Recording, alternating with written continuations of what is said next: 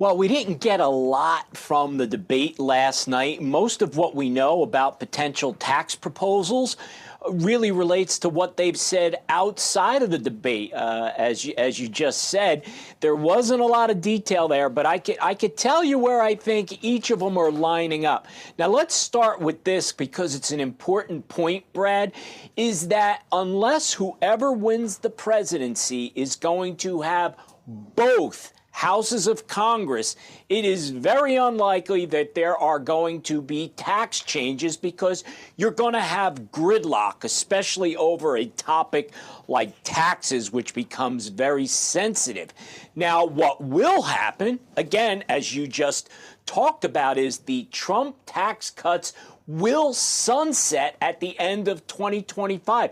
So if nothing happens in terms of new legislation with taxes, we are going to go back to what the tax laws were for individuals, that is, of what it was in 2016. So we're just going to go back from where we started 8 years ago. Now, the big picture here is that Trump is talking about more tax cuts, specifically that he wants to make the individual tax cuts permanent from back in 2017. He's looking to, once again, cut potentially corporate income tax.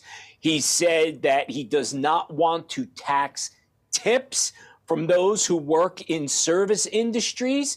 I also think you're going to see Donald Trump do some defunding potentially of the IRS, which came about from the Inflation Reduction Act. You know, there was a lot of talk about all these auditors. I think Donald Trump may very well make a move to undo that funding. And I also think we could see some cuts in capital gains tax.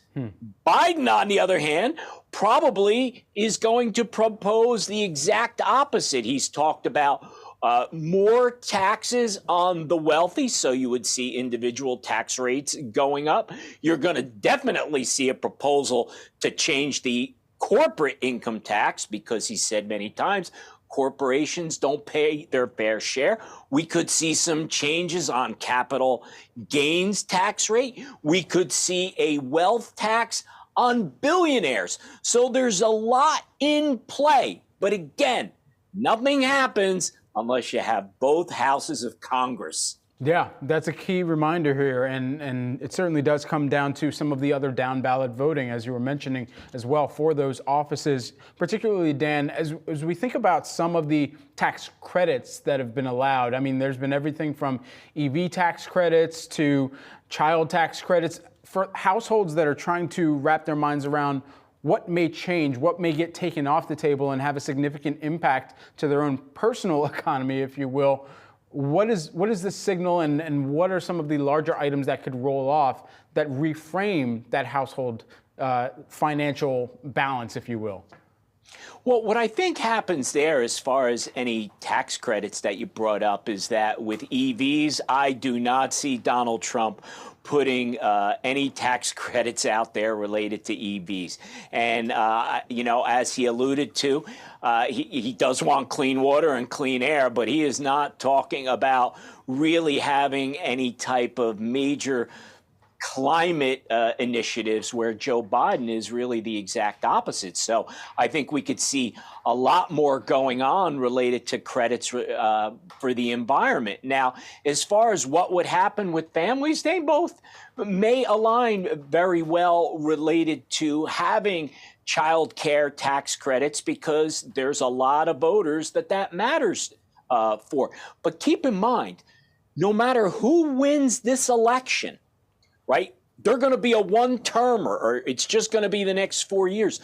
So that does give them flexibility to not have to worry about re-election. So they'll probably push really hard to make changes. What will pull them back, and it could even come from their own political parties in Congress, is those in Congress that have to worry about re-election are going to be very, very sensitive to voters' pocketbooks because that's always an issue for people.